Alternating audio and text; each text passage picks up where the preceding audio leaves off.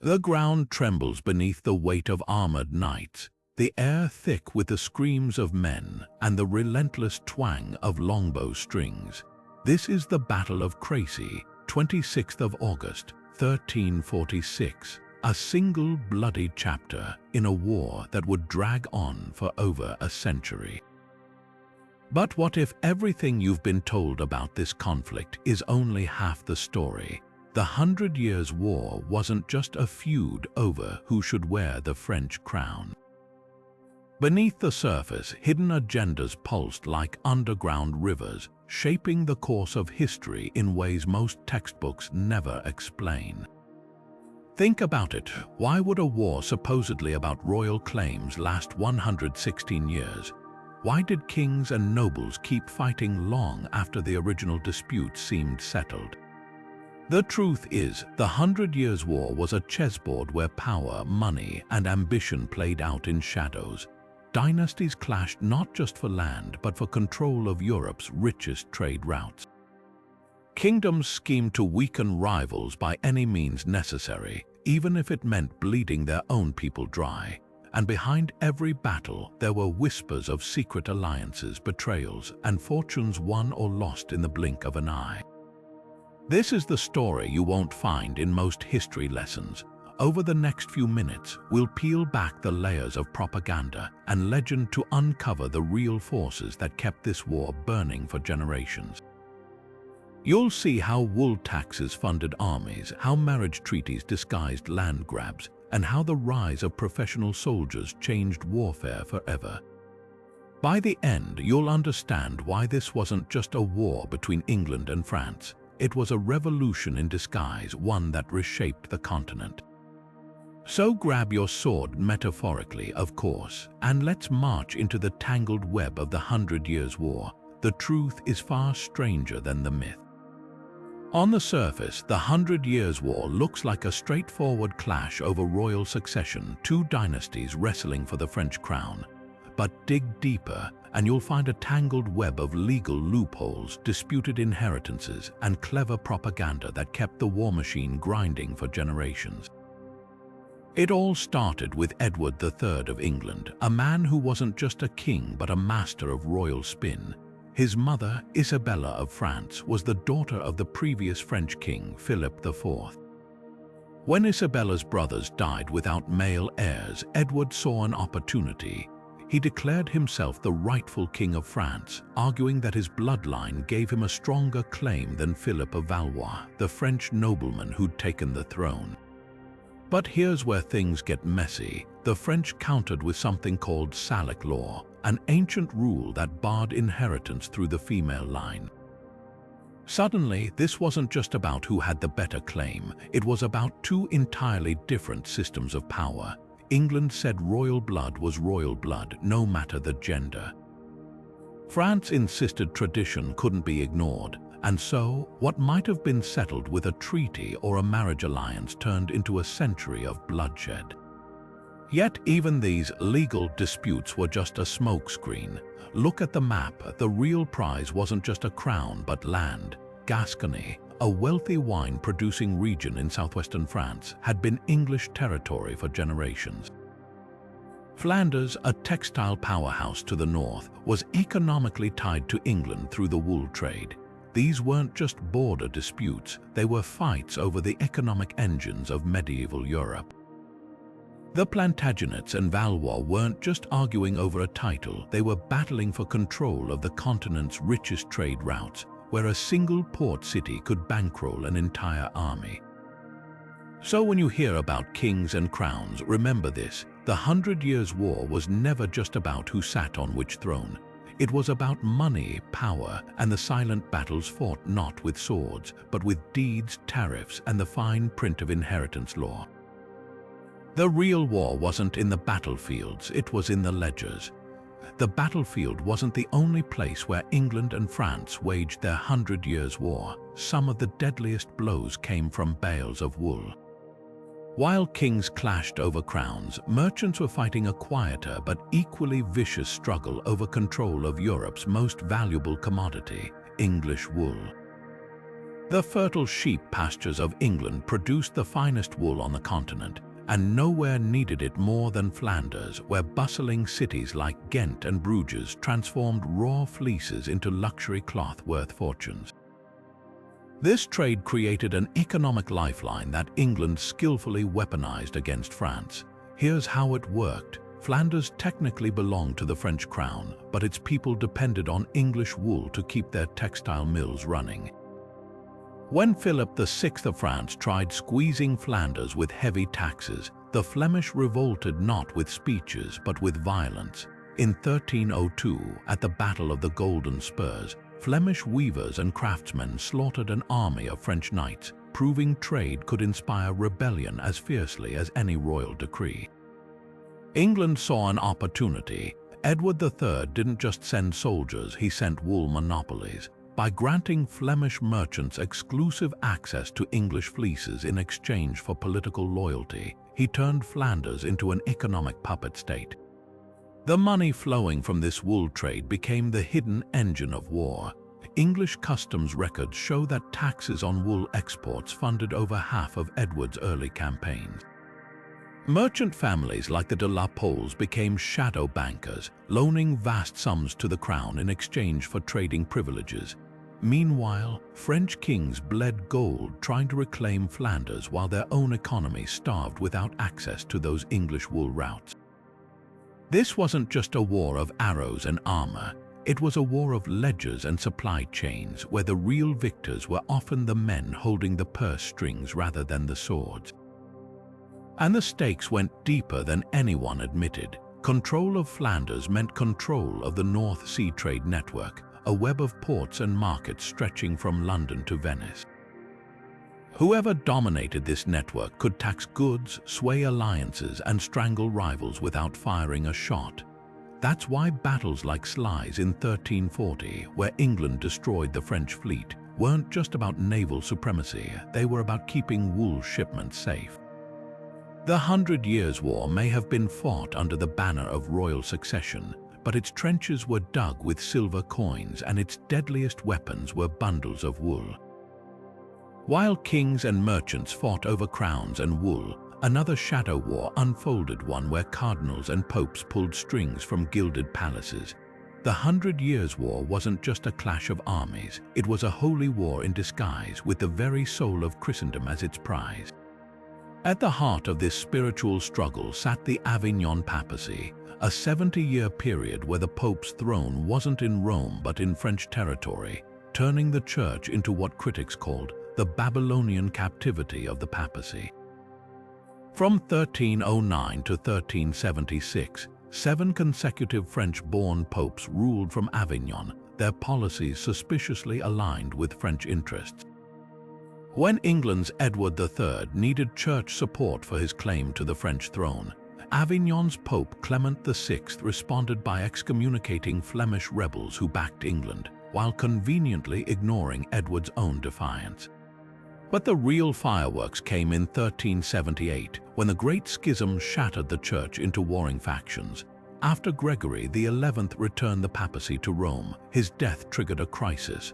Rival cardinals elected 2 popes, one in Rome, one back in Avignon, each claiming divine authority while serving earthly masters.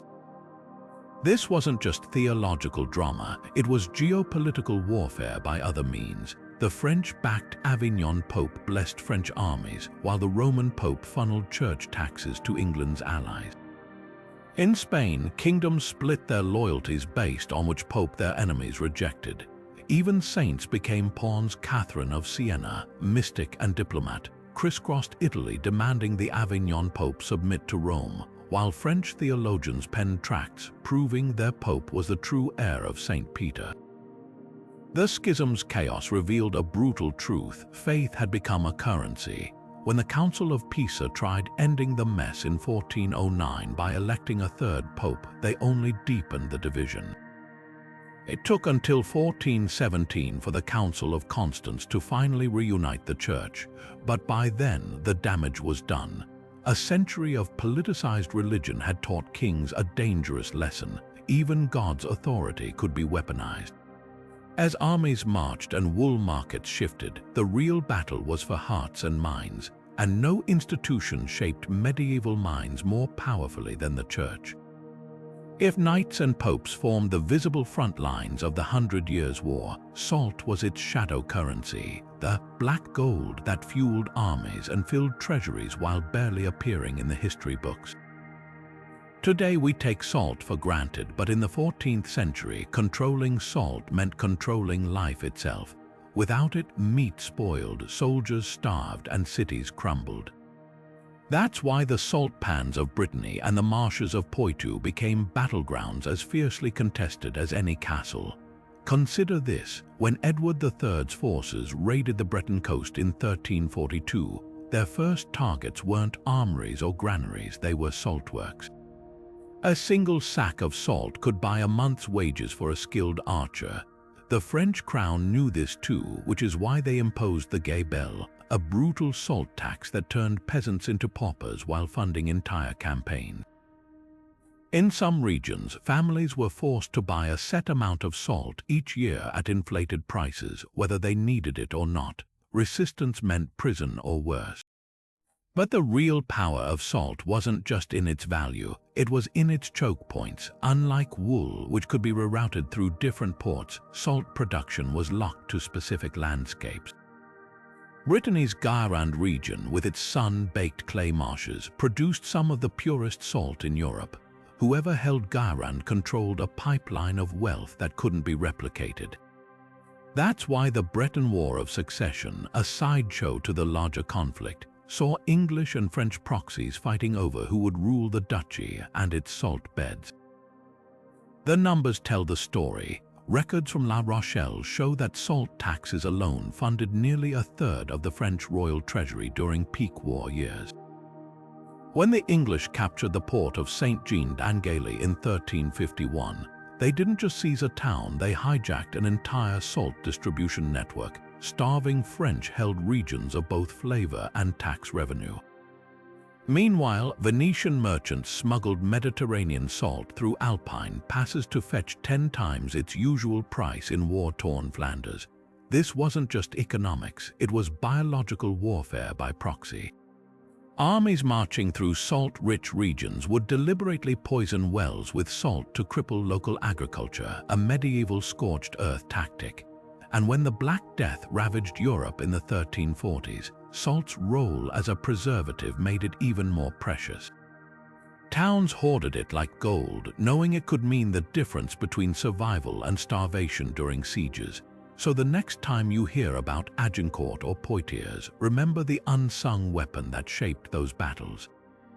The 100 Years' War wasn't just one with arrows and armor. It was one with grains of salt quietly tipping the scales of power. The Breton War of Succession was never really about Brittany, it was about who controlled the English Channel. When Duke John III died without a clear heir in 1341, two claimants emerged: his half-brother John of Montfort, backed by England, and his niece Joan of Penthièvre, supported by France. On the surface, this looked like a family feud, but peel back the curtain and you'll see kings moving pawns across a much larger board. Brittany's rocky coastline offered something priceless to both sides: deep water ports like Brest and St. Malo, perfect for launching invasions or strangling enemy supply lines. England's Edward III saw Montfort as his golden ticket. With Breton ports under friendly control, he could land troops anywhere in France within days, a tactical nightmare for Philip VI. The French crown countered by declaring Joan the rightful duchess, knowing Brittany's ships could blockade English wool fleets trying to reach Flanders. What followed wasn't just a war, it was a masterclass in medieval realpolitik. French armies would capture a town, only for English-paid mercenaries to retake it months later. Local lords switched sides based on who paid more, their loyalty measured in silver marks rather than bloodlines. The real twist: both sides pretended this wasn't a proxy war at all. England claimed it was merely assisting Montfort's legitimate claim, while France framed its intervention as protecting Joan's rights. This diplomatic fiction let them fight a shadow war without officially escalating the broader conflict. Meanwhile, Breton peasants paid the price, fields burned, villages looted, and a generation raised under the whistle of English longbows and the clank of French men at arms. By 1364, the stalemate was clear. Neither side could fully dominate Brittany without bleeding themselves dry elsewhere. The Treaty of Guérande finally ended the fighting, but the lesson stuck. Proxy wars would become Europe's new normal, a way to fight without declaring war, where deniability was as valuable as victory. Brittany had shown that the 100 Years' War wasn't just fought on battlefields, but in the shadowy spaces between royal decrees and backroom deals. When the flags of Castile appeared off the coast of La Rochelle in 1372, they weren't just carrying soldiers, they were hauling mountains of silver. England's secret weapon in the 100 Years' War wasn't just its longbows or its wool. It was an alliance with distant Castile, a kingdom rich in two things England desperately needed: precious metals and shipbuilding prowess. While France struggled to mint enough coins to pay its armies, England had tapped into the veins of Iberian silver flowing from mines like Almaden, where mercury extraction techniques produced bullion so pure it became the backbone of European trade. This partnership was born from shared enemies. Castile's King Peter I, locked in his own civil war against his half-brother Henry of Trastamara, found an unlikely ally in Edward III. English fleets helped Peter hold his throne, and in return, Castile opened its treasury and shipyards. The deal transformed England's naval capabilities overnight. Basque shipwrights from northern Castile brought designs for lighter, faster cogs that could outmaneuver France's heavier galleys, while Cantabrian sailors taught English captains how to navigate the treacherous Bay of Biscay. But the real game-changer was the money. Castilian silver allowed England to pay mercenaries in hard currency rather than promises, keeping armies loyal even when victories were scarce. Records from the Tower of London show that between 1369 and 1372, over half the silver coins minted in England came from Iberian ore. That river of metal funded everything from siege engines to spies in the French court. Then came La Rochelle. In that disastrous summer of 1372, a Franco-Castilian fleet ambushed England's supply convoy off the French coast. The battle was a slaughter. English ships, burdened with payroll silver for their garrisons in Aquitaine, sank like stones. Survivors reported seeing Castilian sailors scooping up floating bars of bullion with nets as the English drowned. The loss wasn't just tactical, it was financial. With the silver gone, English troops in Bordeaux mutinied for back pay, and Edward's entire western front collapsed. The aftermath revealed the fragility of these distant alliances. When Henry of Trastamara finally overthrew Peter, he immediately pledged Castile's loyalty to France. Overnight, England's silver pipeline dried up and its shipbuilding advantage vanished. The lesson was clear. In the 100 Years' War, wealth and power didn't just come from land. They sailed on the tides, built in foreign docks, and shone in the glint of foreign coins. La Rochelle proved that even the mightiest kingdoms could be brought to their knees by a single well-timed strike against their money supply. Scotland's rolling hills and rugged castles hid a secret weapon for France, one that cost England dearly in blood and gold.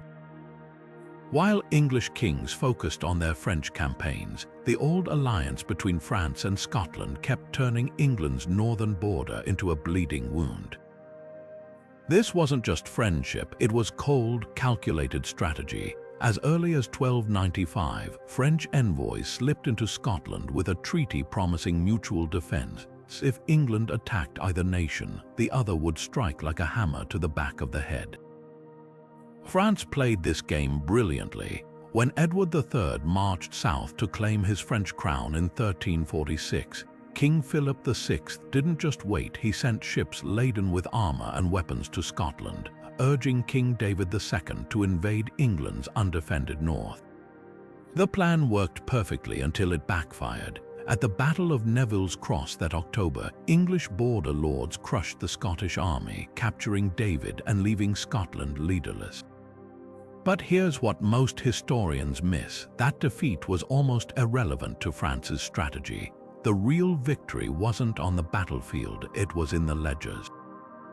Every pound England spent garrisoning northern castles, every soldier diverted from Calais to Carlisle, weakened their French campaigns. French gold rebuilt Scottish castles like Tantallon and Dunbar, creating thorny strongholds that demanded constant English attention. Records show Edward III had to keep at least 5,000 troops in the north, even during critical French sieges, troops that might have turned the tide at Rheims or Paris. The Auld Alliance's true power lay in its persistence. Long after Neville's Cross, French advisors whispered in Scottish ears, teaching them counter-siege tactics and funneling them state-of-the-art crossbows. When England captured French ports, Scotland suddenly raided English supply lines. It was a grim calculus. France could lose a dozen Scottish battles and still win the war, so long as England kept looking over its shoulder. By the time Henry V invaded France in 1415, the pattern was set. His glorious Agincourt campaign nearly bankrupted England, partly because he had to leave a third of his army guarding against Scottish attacks. That's the dirty secret of medieval geopolitics. Sometimes the most powerful weapon isn't an army, but a well-placed thorn in your enemy's boot. Behind every sword swung in the 100 Years' War, there was a banker counting coins, and none wielded more financial power than the Lombard families of Florence. The Bardi and Peruzzi weren't just moneylenders, they were the shadow kings of medieval Europe, with ledgers thicker than royal decrees. These Italian banking dynasties built fortunes by turning war into an investment opportunity, loaning staggering sums to both England and France with the cold calculation of men who knew crowns could topple, but interest payments never slept. Edward III's early victories, funded by Peruzzi gold, Philip VI's counteroffensives, backed by Bardi florins. The bankers played both sides so aggressively that by 1338, records show the Bardi alone had lent Edward 2 million gold florins, roughly 260 tons of pure bullion.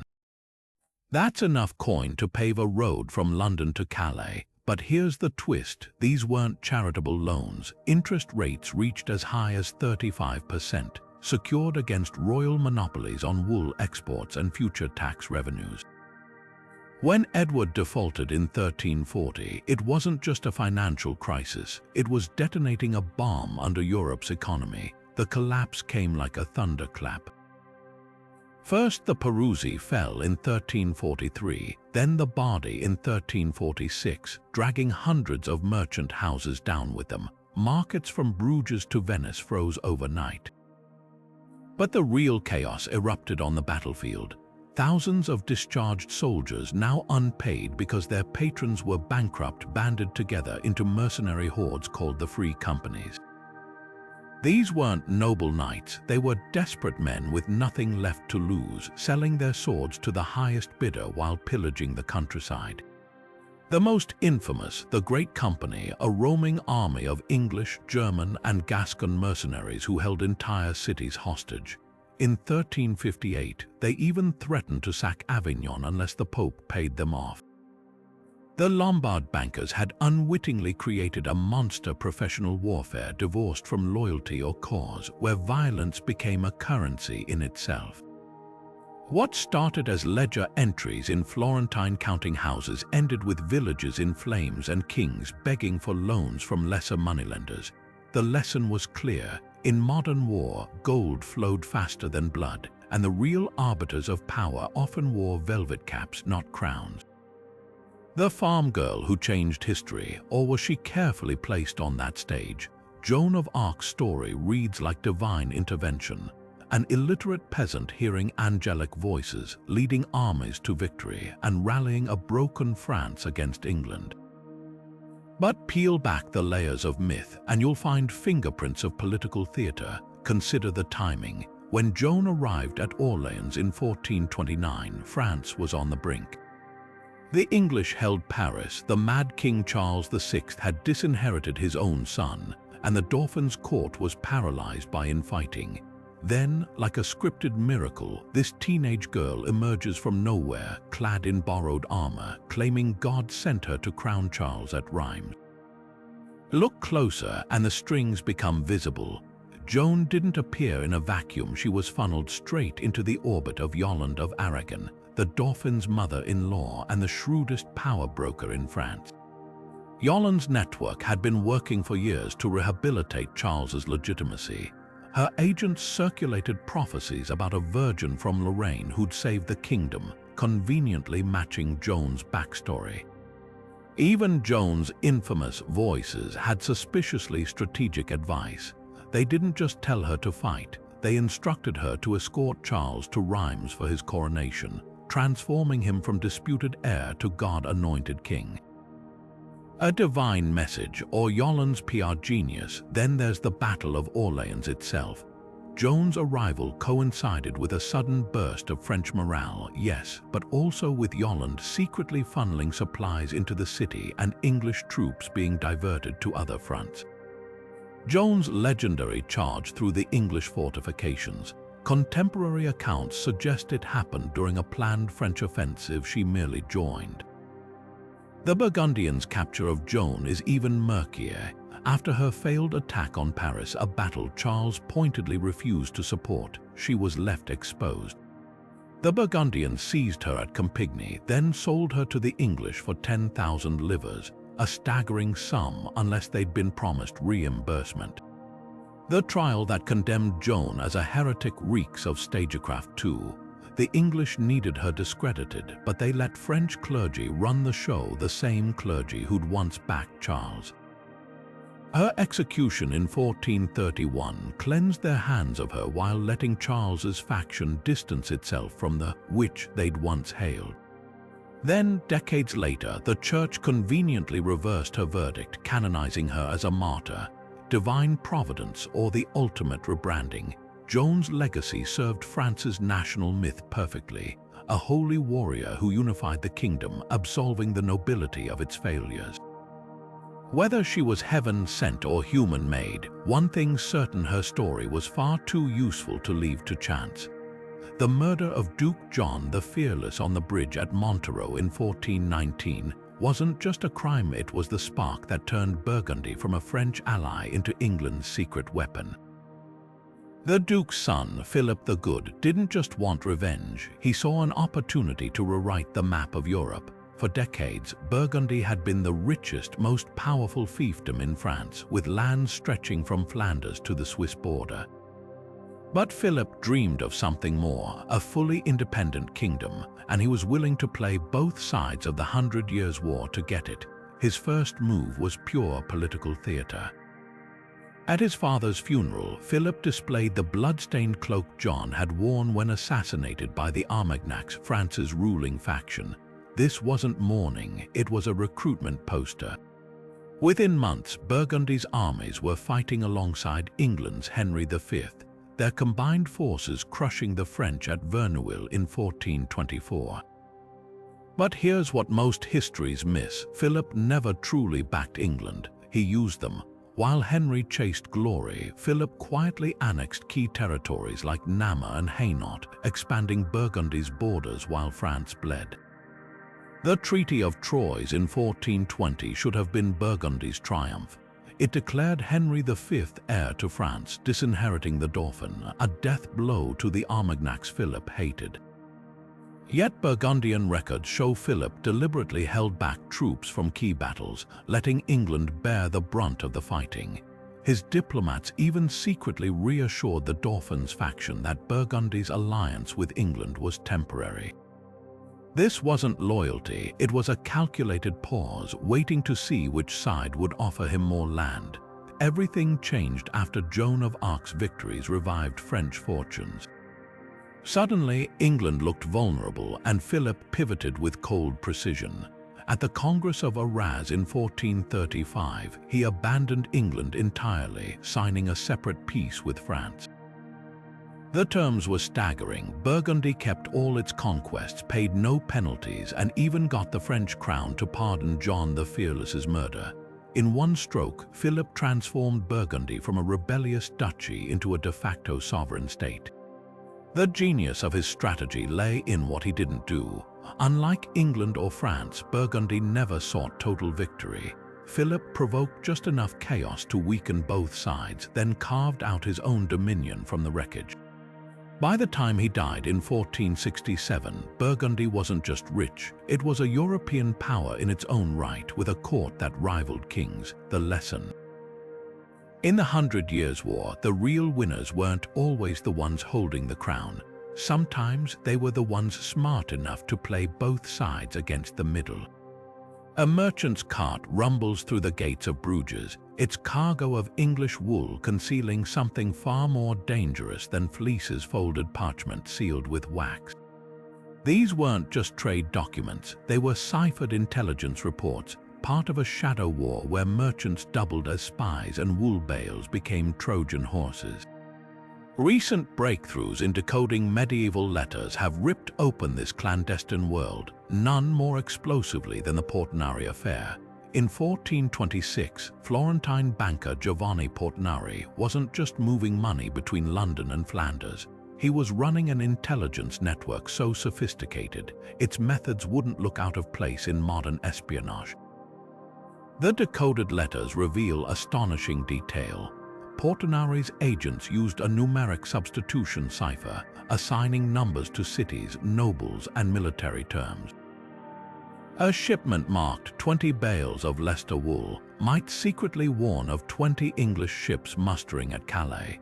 The real stroke of genius, they smuggled these messages inside the wool itself, stitching tiny parchment slips between fleece layers where customs inspectors rarely probed. When French officials in Rouen intercepted one such shipment in 1428, they found nothing. The real intelligence had already been extracted by Portinari's factor in Deep, who knew to check beneath the third layer of fleeces in the 14th bale. This wasn't lone wolf espionage, it was systemic. The Medici Bank's branch in London routinely encrypted troop movements in loan documents, while Hanseatic merchants carried battlefield sketches hidden in wine barrels.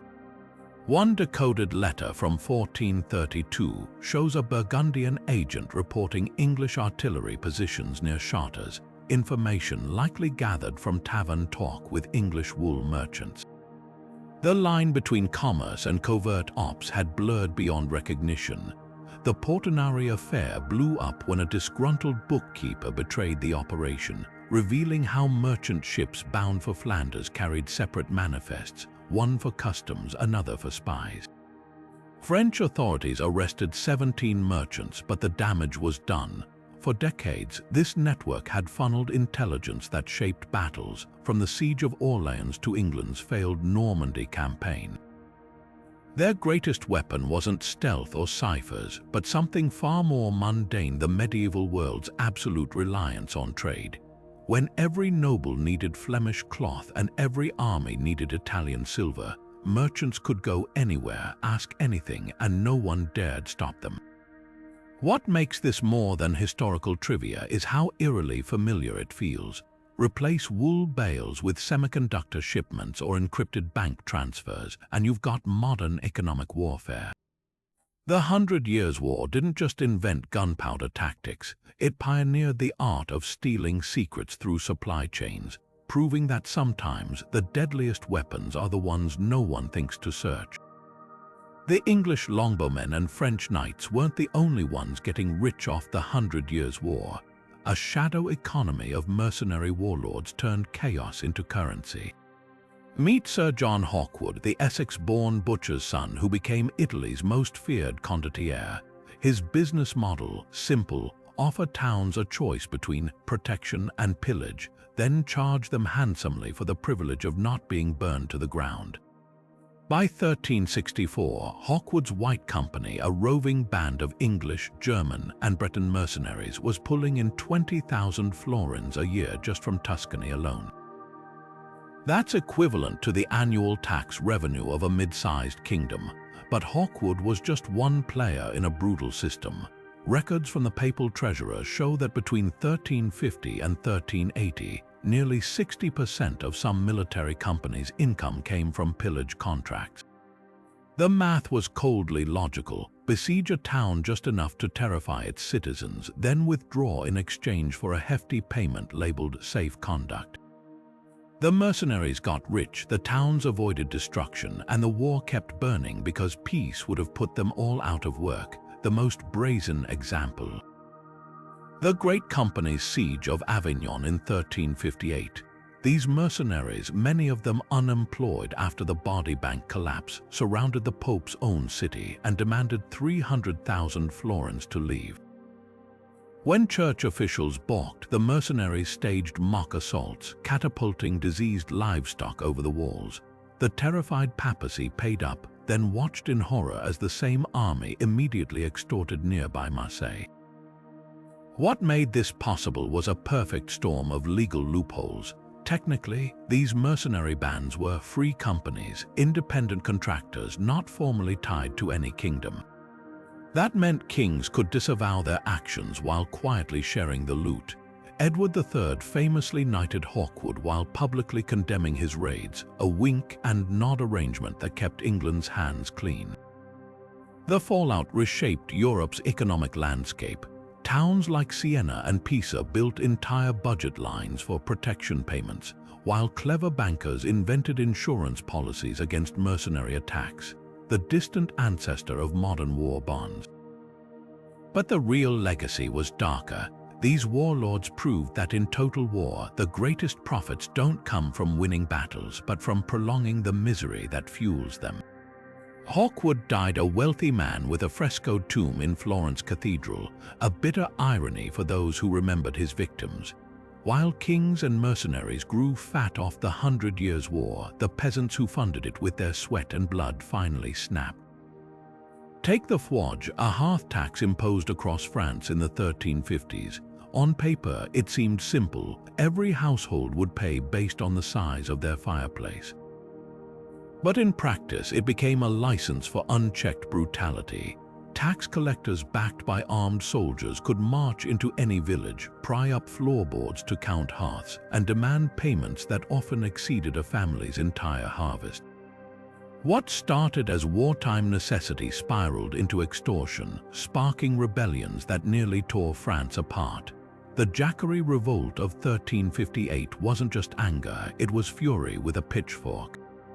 When French nobles fled the battlefield at Poitiers, leaving peasants undefended against English raids, the rural poor didn't just blame their lords for the defeat. They accused them of deliberately prolonging the war to justify crushing taxes. Chronicler Jean Lebel recorded mobs shouting a chilling slogan, "Kill all the gentlemen." For 2 horrific weeks, rebel armies butchered nobles in their castles, burning estates and tax registers with equal fervor. The nobility retaliated with disproportionate savagery, mass hangings, drownings, even pressing victims under wine presses. But the message was clear: the war's financial burden had become unbearable. England faced the same reckoning. The poll tax of 1380, designed to fund yet another French campaign, demanded the same flat rate from every adult, whether a wealthy merchant or a starving farmhand. Village after village refused to pay. When tax commissioners arrived in Essex to enforce collections, a roof thatcher named Wat Tyler sparked an uprising that marched straight to London.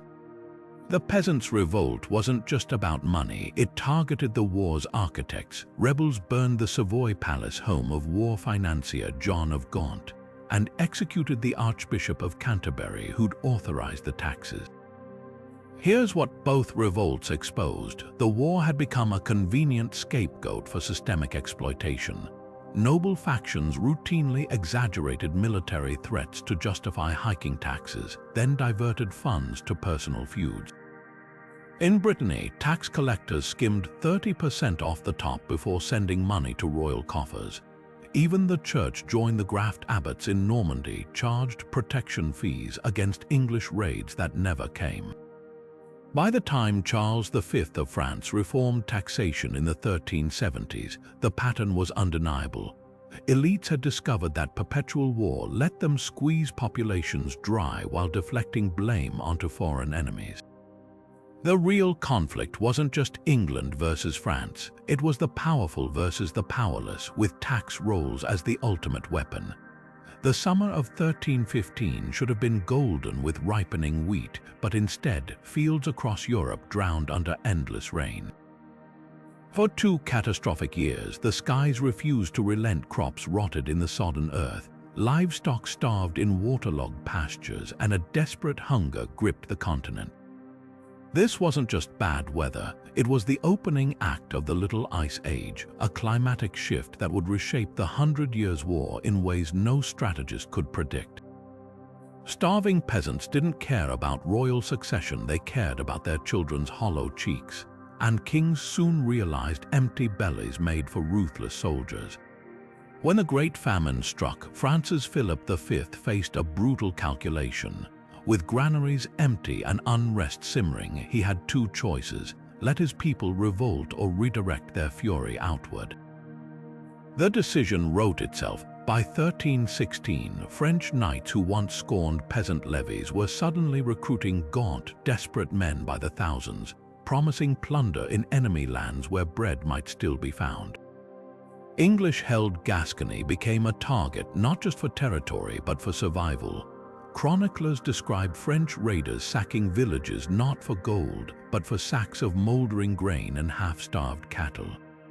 War had become a grotesque form of disaster relief. England played the same game. Edward II, struggling to feed his own population, encouraged coastal raids on Normandy, less to conquer than to steal food supplies before winter. Naval records from Portsmouth show ships returning with bizarre cargoes, not spices or silks, but barrels of salt herring and stolen seed grain. The line between soldier and scavenger blurred completely when English troops besieged La Réole in 1324, not to seize the castle, but to loot its storerooms after hearing rumors of stockpiled wheat. But the climate's cruelest trick was how it amplified existing tensions. The Duchy of Brittany, already a tinderbox of succession disputes, saw famine push rival factions into total war. Cities like Nantes imposed brutal bread ordinances, executing hoarders while rival lords weaponized hunger, burning crops they couldn't control. In Flanders, textile workers, already squeezed by England's wool embargo, revolted not just against taxes, but against grain merchants they accused of wartime profiteering. Perhaps the most sinister outcome was how rulers learned to exploit the chaos. French commanders deliberately timed campaigns to coincide with enemy harvests, knowing starvation would weaken garrisons faster than any siege engine. English raiders adopted a gruesome tactic called the burning season, torching vineyards and orchards in late summer to ensure enemy regions couldn't recover before winter.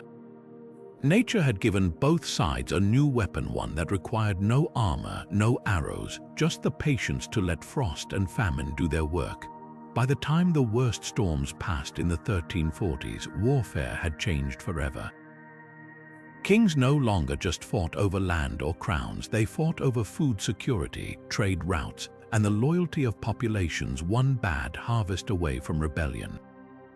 The lesson was etched in the bones of the starved. Climate didn't just influence the 100 Years' War.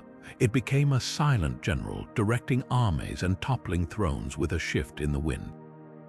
While armored knights dominated the battlefields of the 100 Years' War, some of its sharpest strategies were forged in palace chambers by women the history books often dismiss as mere queens. Take Isabella of France, branded the she-wolf by her enemies who didn't just watch from the sidelines as England and France clashed. She orchestrated an invasion. When her husband, Edward II, proved too weak to rule, Isabella didn't beg for power, she took it. In 1326, she sailed from France with a mercenary army, toppling Edward with brutal efficiency. But here's what most chroniclers missed. Her real weapon wasn't soldiers, but symbolism. By positioning herself as a wronged wife and mother, she turned a coup into a moral crusade, convincing England's barons that removing Edward was their patriotic duty. Then there's Margaret of Anjou, the teenage queen who outmaneuvered grizzled warlords twice her age. Married to Henry VI of England as part of a temporary peace treaty, Margaret quickly realized her husband's madness left a vacuum, one she filled with ruthless precision. While French and English nobles obsessed over battle honors, she built networks. Letters intercepted from her court reveal a masterclass in political chess, allying with powerful families like the Beauforts, then turning their rivals against them when convenient. During the Wars of the Roses, she didn't just inspire loyalty, she manufactured it, smuggling letters hidden in prayer books and using pilgrimage routes as spy networks. The genius of these queens lay in their unofficial power. Unlike kings, they couldn't command armies directly, so they weaponized influence instead. Isabella funded her invasion by quietly mortgaging English wool taxes to Flemish bankers, while Margaret turned her household staff into intelligence gatherers.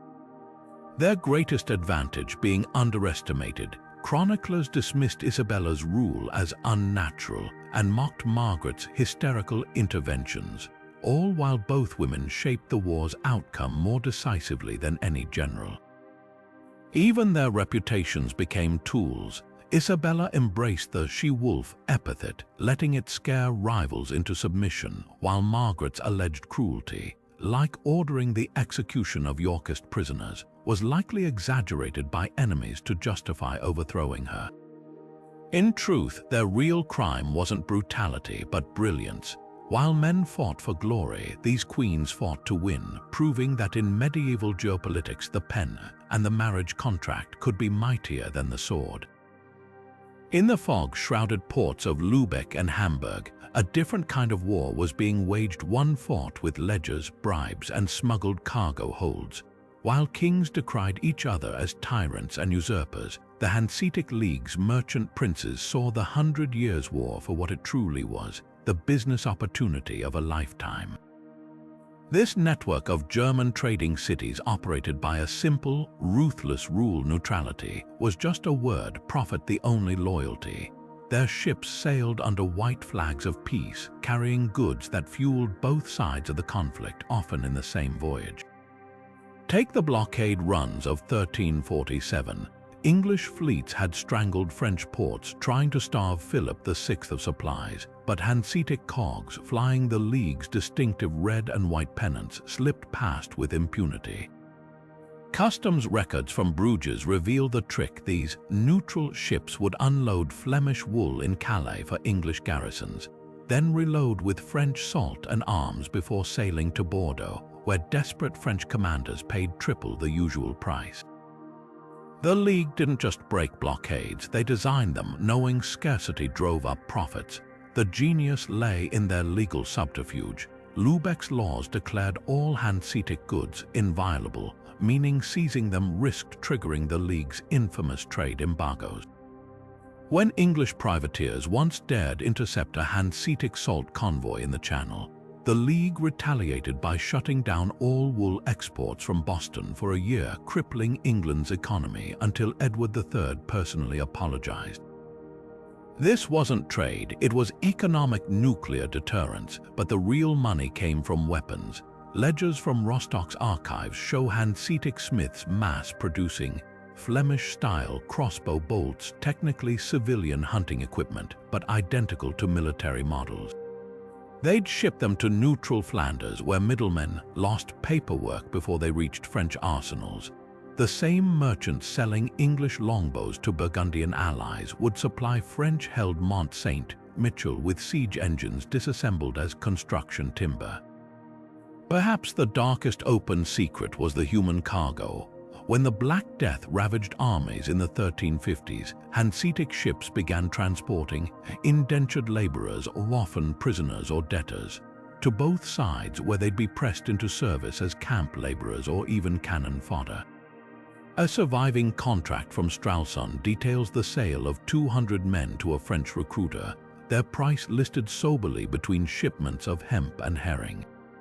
The League's ultimate victory came in 1474, decades after the war's end, when they strong-armed Edward IV into granting them permanent tax exemptions in London.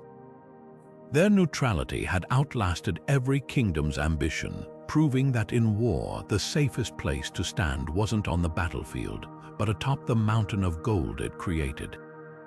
The banners of St. George fluttering over English lines at Agincourt weren't just decoration, they were psychological warfare. Across the battlefield, the oriflamme of St. Denis burned scarlet in French hands, each side brandishing their saint like a divine warranty for slaughter. This was no coincidence. In an age where faith moved armies, relics became weapons, and miracles were manufactured for morale. England's adoption of St. George as their patron in the 1350s wasn't just piety, it was propaganda. Here was a martyr who'd allegedly slain a dragon, perfect symbolism for a kingdom positioning itself as the righteous slayer of the French beast. Pilgrimage sites like Windsor Castle suddenly claimed to possess fragments of George's armor, while royal chaplains preached that his apparitions guided English longbowmen in battle. Never mind that George was a Greek soldier who'd never set foot in England, his legend was reforged into a nationalist icon. France countered with St. Denis the Cephalophore, a saint so holy he'd reportedly picked up his own decapitated head and walked 6 miles preaching. His abbey outside Paris became the kingdom's spiritual arsenal, storing not just his relics but the sacred battle standard said to make French armies invincible. When the oriflamme was unfurled, it signaled no quarter would be given, a chilling message that turned warfare into crusade. But the real masterstroke came in 1429 at Charles VII's coronation. As Joan of Arc stood watch, priests unveiled the holy ampulla, a vial supposedly delivered by an angel at the baptism of France's first Christian king, containing oil that would legitimize rulers for eternity.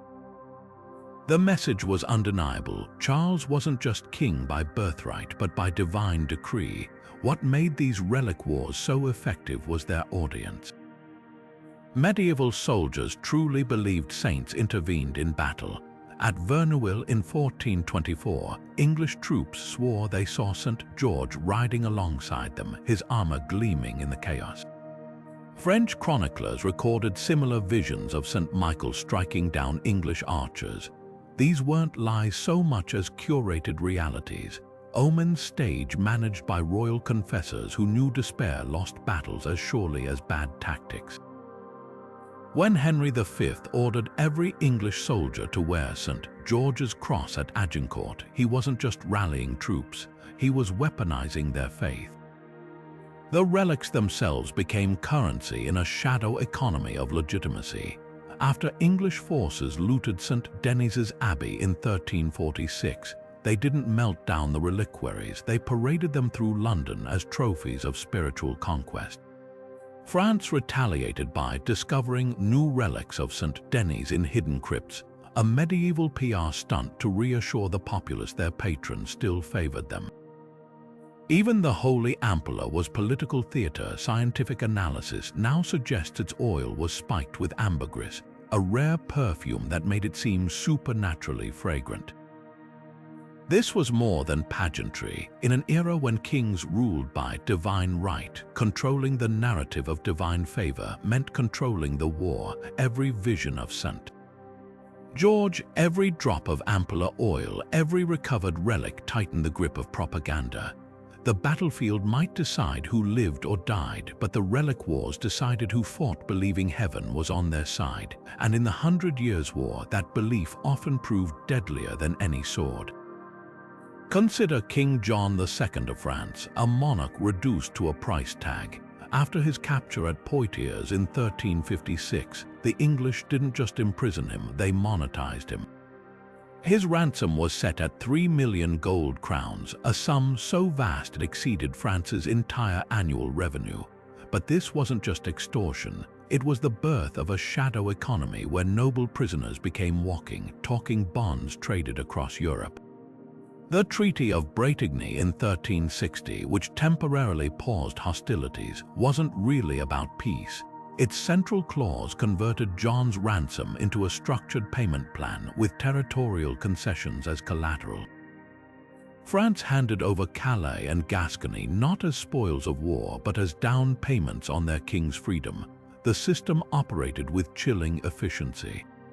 Captured nobles weren't held in dungeons, but in gilded captivity, allowed to hunt, feast, and even conduct state business while their value appreciated. English records show Edward III treating John like a high-value investment, loaning him out to tour English cities where townsfolk paid for the privilege of gawking at their royal prisoner. Meanwhile, French regional taxes were earmarked specifically for the king's debt, turning every peasant's sweat into another installment, but the real innovation was the secondary market. When installments lagged, Edward permitted John to return to France to raise funds, taking his own son hostage as surety. This created a surreal financial instrument, a revolving credit line backed by human collateral. Banking houses in Florence and Genoa traded fractions of the ransom debt, while London merchants accepted king's obligation notes as currency. The system grew so sophisticated that when John voluntarily returned to English captivity after his son escaped, it wasn't chivalry, it was to protect France's credit rating. Smaller nobles played the same game. After the Battle of Agincourt, English commanders carried ledgers listing standardized ransom rates by title: 2,000 crowns for a count, 500 for a knight. The Black Prince funded his entire Spanish campaign by pawning captured French nobles to Gascon bankers. Even common soldiers got in on the action, forming capture syndicates, where groups pooled resources to take high-value prisoners, then split the profits. The darkest twist: ransom inflation. As the war dragged on, nobles' market values soared beyond their realm's ability to pay. When Bertrand du Guesclin was captured in 1367, his price was set at 100,000 crowns, deliberately impossible to force France to trade strategic castles for his release. By the war's end, the ransom economy had twisted medieval chivalry into a cold calculus where honor was measured in coin, and every aristocrat knew exactly what they were worth in gold, not glory. Edward III's campaign of 1346 didn't just defeat French armies, it bankrupted them. The chevauchée, often dismissed as mere raiding, was something far darker: economic terrorism disguised as warfare. When English troops torched the ripe wheat fields of Normandy that summer, they weren't just denying food to enemy soldiers. They were executing a calculated financial strike against the very foundations of French power. Here's how it worked. Medieval nobles didn't fund their armies from royal treasuries, they relied on local harvests. A lord's wealth came from the peasants who farmed his land, paying rents and taxes in grain, wine, and livestock. Burn those crops and you didn't just starve peasants, you vaporized the nobles' income stream. Records from French abbeys show that after Edward's forces swept through the Seine Valley, tax revenues in some regions dropped by 80% within a year. No taxes meant no salaries for knights, no repairs for castles, and no leverage to raise loans from Italian bankers. But the real brutality lay in the timing. Edward didn't just burn fields at random, he targeted them at peak vulnerability, weeks before harvest. In Corks, his troops arrived in late July when the wheat stood tall and golden, a season's labor about to pay off. One chronicler described the scene: English archers setting fire to entire landscapes, creating smoke plumes visible for miles while peasants wept helplessly. The psychological impact was as devastating as the flames. When Philip VI finally confronted Edward at Crecy, his army wasn't just outmaneuvered, it was financially exhausted, its noble backers bleeding money faster than they could borrow. The chevauché's genius was its dual effect. While French nobility scrambled to cover wartime expenses, their desperate peasants rebelled against crushing tax hikes. In towns like Rouen and Beauvais, riots erupted as starving citizens realized their lords had sacrificed their food supply for a war they couldn't win. Edward knew this would happen. His spies had reported similar unrest during Scotland's famine years. By burning France's economy to the ground, he turned the war into a game of financial chicken, betting Philip would cave before England's own resources ran dry. And the most chilling part, it worked.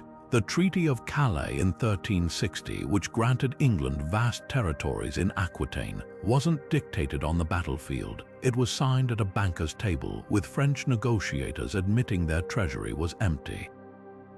Edward's flames hadn't just scorched earth, they'd incinerated France's ability to fight back. In the end, the 100 Years' War wasn't won by the strongest army, but by the side that could afford to keep burning money longer.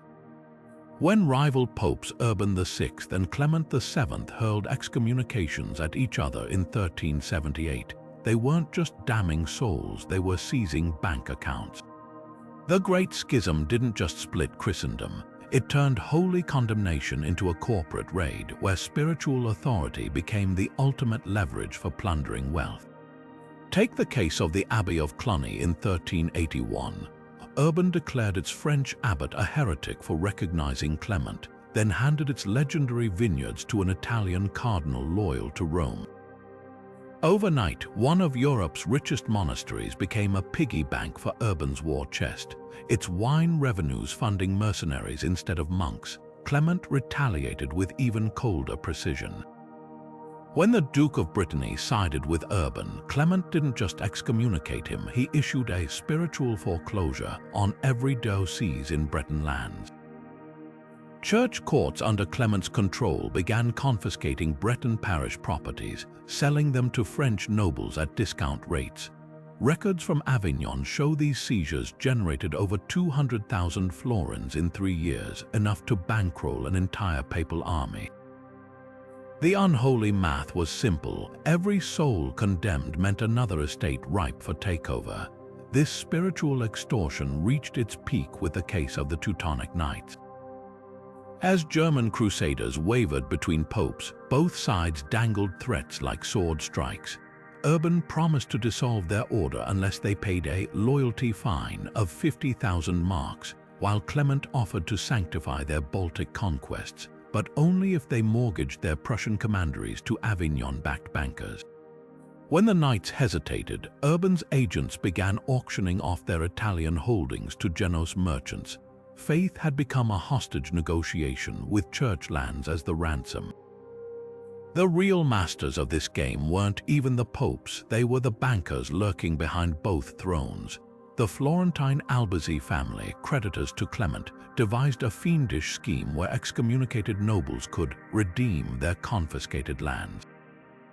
By taking loans at 40% interest, meanwhile, Rome's Chigi Bank ran a shadow market trading in excommunication reversals, selling absolution like futures contracts. A letter from a Sienese merchant in 1384 captures the absurdity. Bought 300 florins worth of Urban's pardons hold until prices rise after the next round of curses.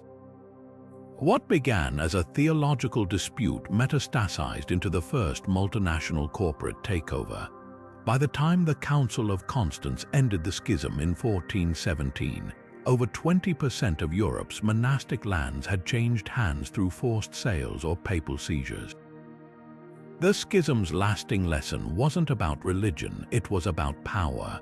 When eternal salvation becomes negotiable, even the holiest institutions can be stripped for parts. The clang of swords against plate armor was fading, replaced by the deafening roar of cannons tearing through castle walls. By the time Constantinople fell in 1453, the rules of war had changed forever. The Byzantine capital's legendary triple walls, which had repelled invaders for nearly 1,000 years, crumbled in weeks under Ottoman gunpowder bombardments. But this wasn't just a military revolution, it was a calculated business strategy. Arms merchants across Europe quickly realized they could profit twice, selling nostalgic knights expensive, outdated armor while simultaneously peddling gunpowder weapons to the highest bidder. The arms dealers of Milan and Nuremberg became masters of this dual market. Archives from the Visconti armories show craftsmen producing ornate Gothic plate armor well into the 1460s, despite battlefield reports proving bullets could punch straight through it. The trick, market it as tournament grade to nobility clinging to chivalric ideals, while discreetly supplying mercenary captains with cast iron cannonballs and portable handguns. A single Nuremberg ledger from 1468 lists 50 full suits of armor sold to French dukes alongside 200 gunpowder flasks shipped to their rebellious vassals. Gunpowder's rise created bizarre contradictions on the battlefield. At Castile in 1453, the last major engagement of the 100 Years' War, French cannon crews mowed down English longbowmen while their own knights, outfitted in obsolescent armor, died from stray shots meant for the enemy. The real winners were the Swiss and German mercenaries who pioneered hybrid tactics, pairing pikes with early arquebuses to dominate the transition period. Their secret, they bought weapons and armor in bulk from the same dealers who supplied their employers, exploiting both sides of the tech divide. The arms race had a darker economic undercurrent. Venetian merchants sold saltpeter, the key gunpowder ingredient, to both England and France while lobbying the Pope to ban its export to Islamic states. Meanwhile, Burgundian financiers extended credit to cities for upgrading fortifications against cannons, creating a self-perpetuating cycle of debt and destruction. When Charles the Bold of Burgundy fell at Nancy in 1477, his famously modern army, outfitted with the latest artillery, was bankrupted by the very arms dealers who'd equipped it. What began as a technological shift became a lesson in war's oldest truth: profit outlasts princes.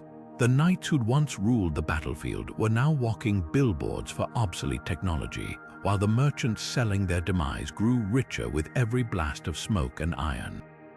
The ink had barely dried on the Treaty of Troyes in 1420 when whispers began circulating through the streets of Paris. This wasn't peace, it was a hostile takeover disguised as diplomacy.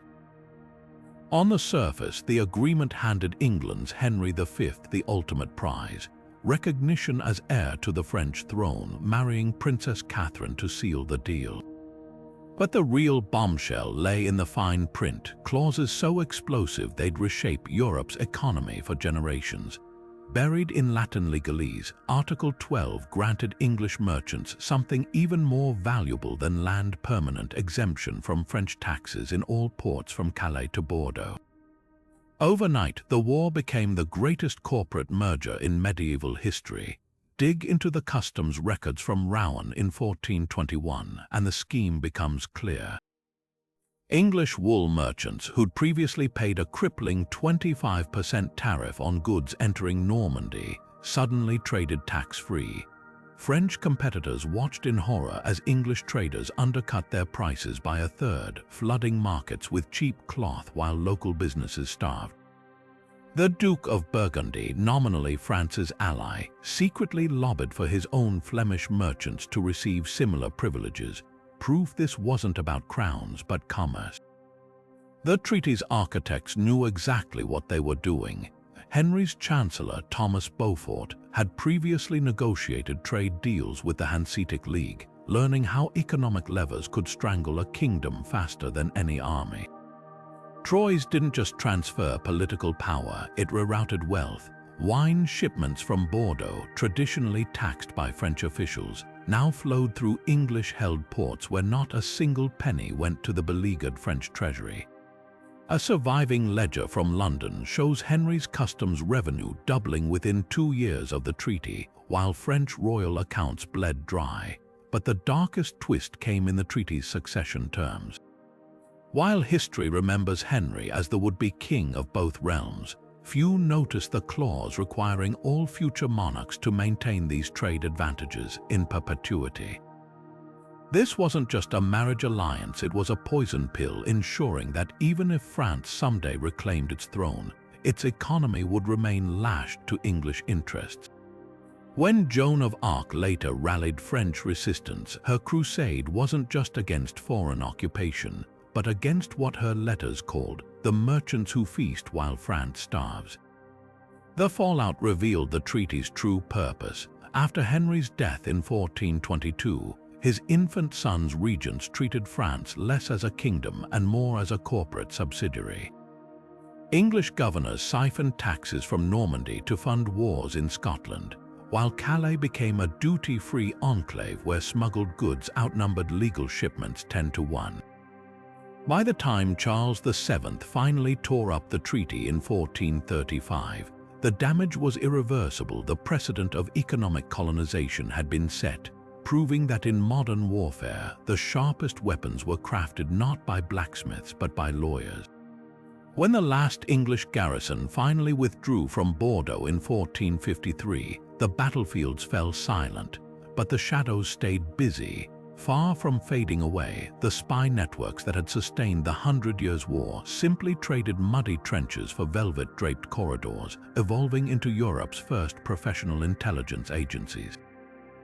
At the heart of this transformation stood Louis XI of France, a monarch so obsessed with clandestine operations that history remembers him as the Spider King.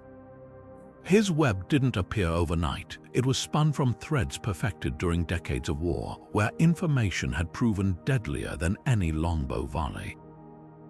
Take the case of the Tournelles Cipher Office, established in 1468. What seemed like a minor royal chancellery was actually the continent's first dedicated cryptography department, staffed by former mercenaries who'd learned to intercept English payroll orders during sieges. Their breakthrough came from adapting battlefield deception tactics to diplomacy. Just as armies had used false banners to mislead enemies, Louis's codebreakers crafted counterfeit merchant letters to intercept foreign secrets. A Venetian ambassador's report from 1471 complains of French agents bribing couriers to swap real dispatches for expertly forged duplicates, a trick borrowed from English raiders who'd once doctored French supply requests to divert food shipments into their own camps.